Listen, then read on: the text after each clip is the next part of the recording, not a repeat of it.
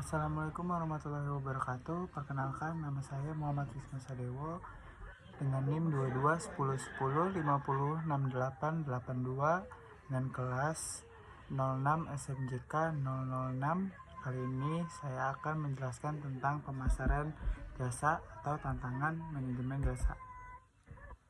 Pertama, dari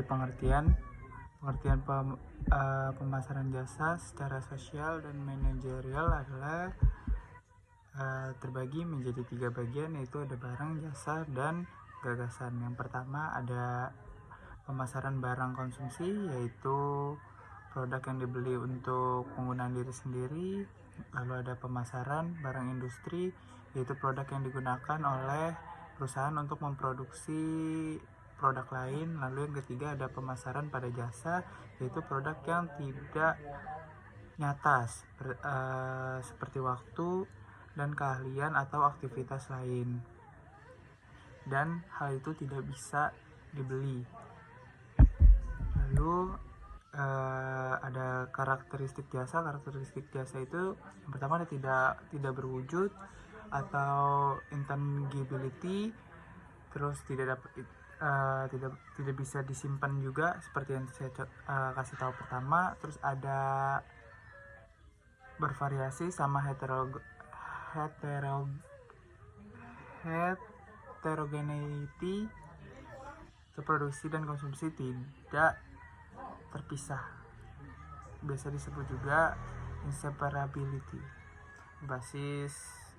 Terus ada juga yang berbasis manusia atau people based, dan kontak langsung depan pelanggan, kontak atau yang biasa disebut dengan kontak customer.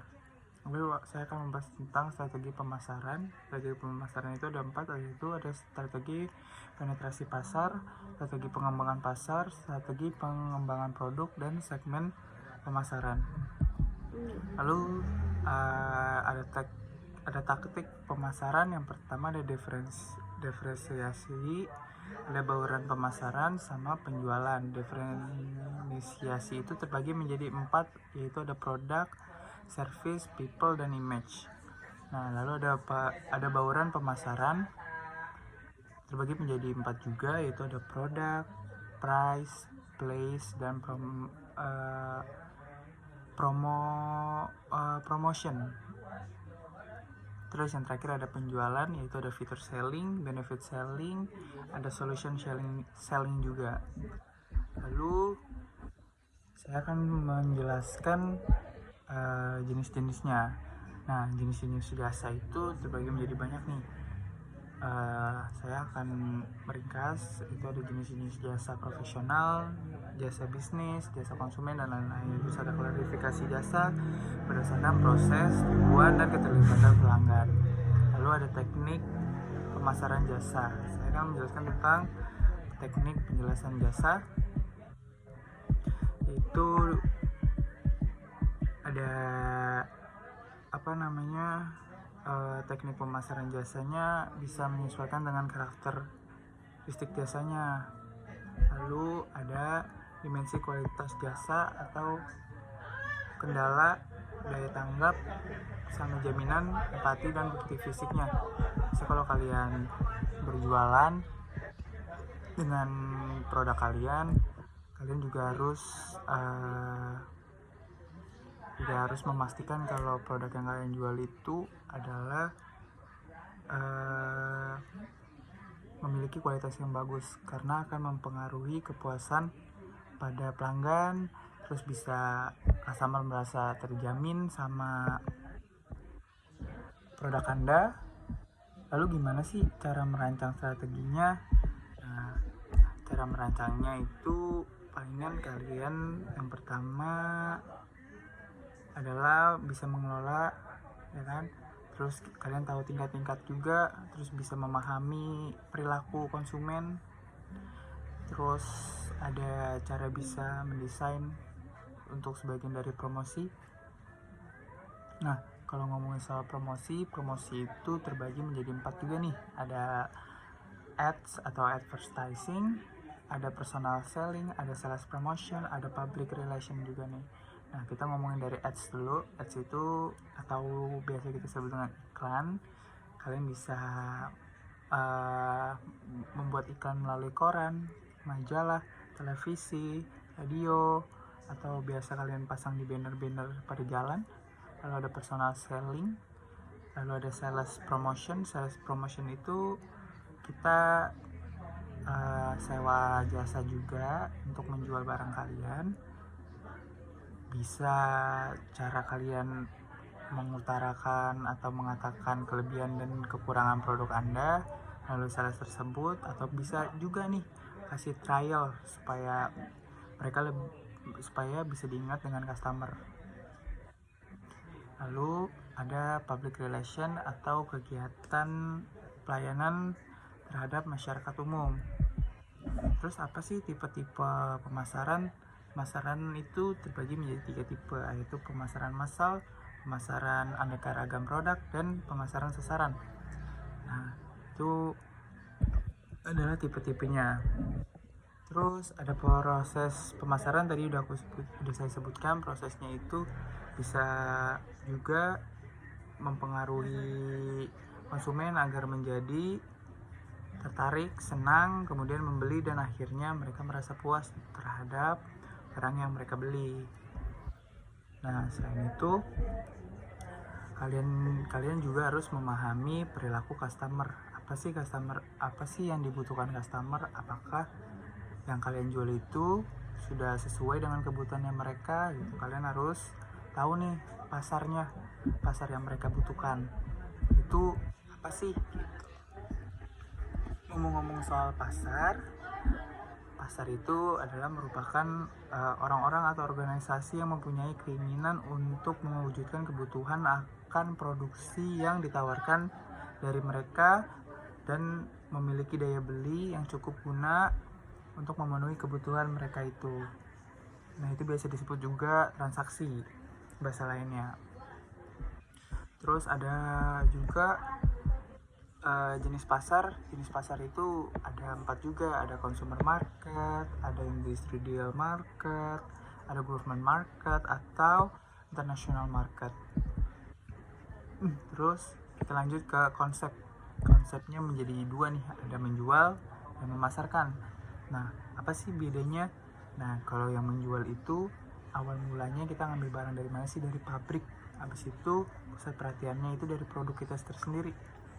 Ya, apa yang kita jual, lalu sasarannya itu adalah menjual dan mempromosikan dengan tujuan mendapatkan keuntungan melalui volumenya. Lalu ada konsep pemasaran. Nah, pemasaran itu awalnya itu atau basic titik awal itu disebut dengan pasar sasaran.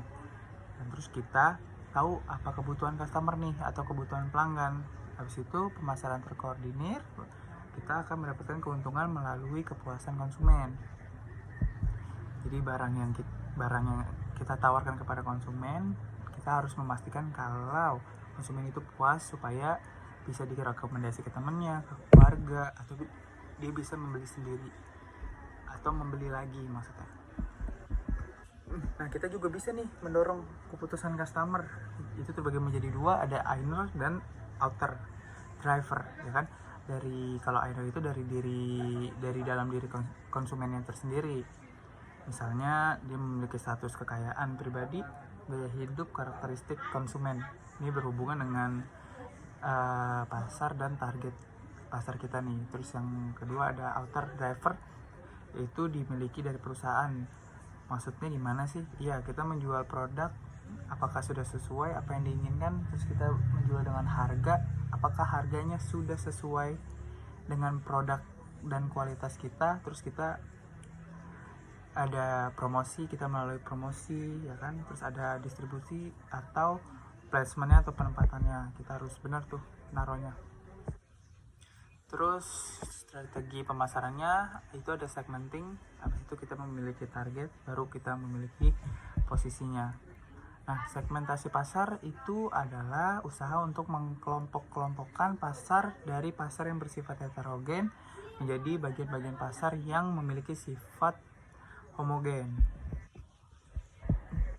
Terus langkah-langkah segmentasi itu dibagi menjadi 2. Pertama kita identifikasi dulu segmen dan segmentasi pasarnya. Lalu yang kedua, kita mengembangkan segmen yang menguntungkan.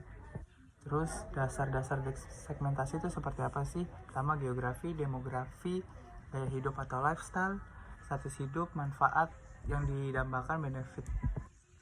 Lalu ada pola konsumen.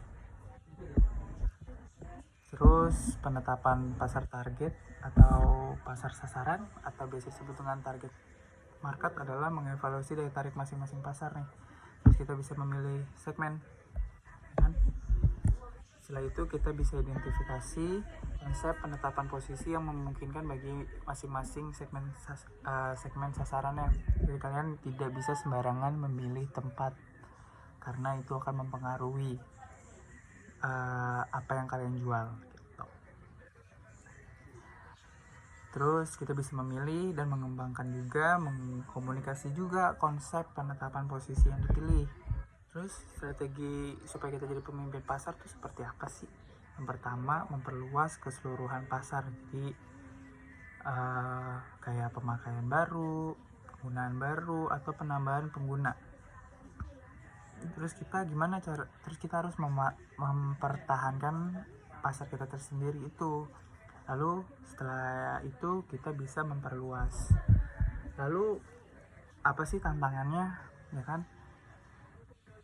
Kalau dengan kita itu ada resiko paling tinggi, yaitu menyerang pimpinan pasar. Nah ini jatuhnya ke resiko tinggi nih, karena imbalannya juga tinggi, ya kan? Terus kita ada menyerang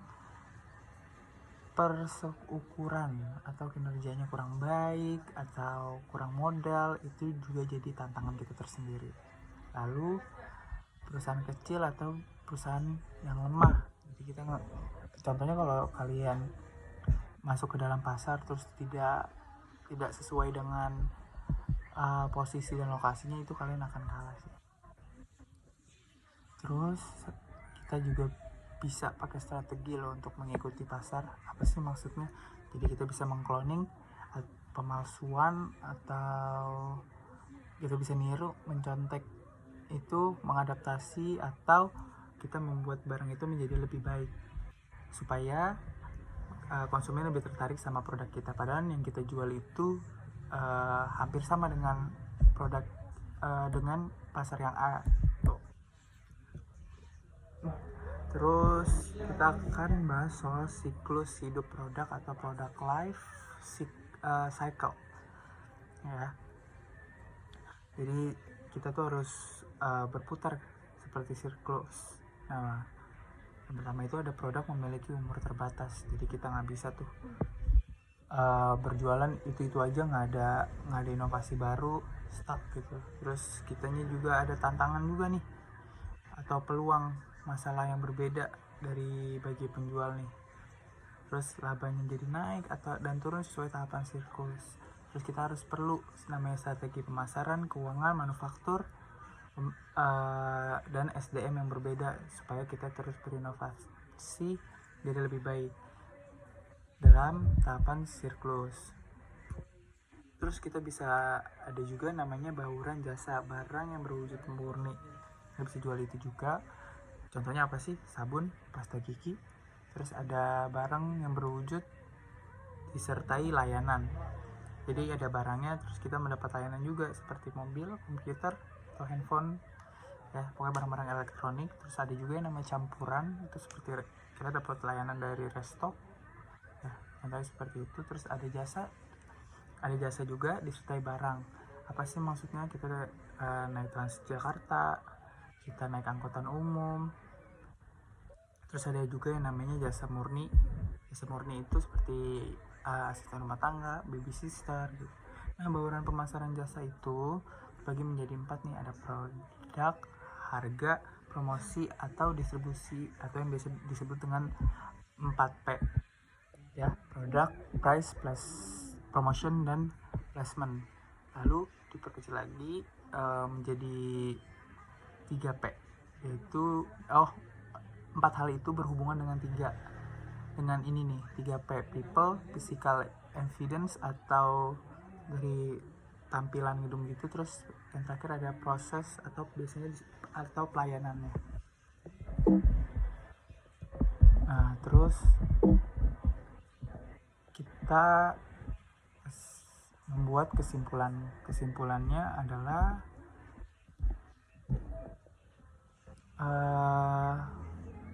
jika kalian ingin membuat produk atau sesuatu barang atau jasa, kalian juga harus bisa pinter-pinter memilih pertama di lokasi ya. Terus kalian juga harus tahu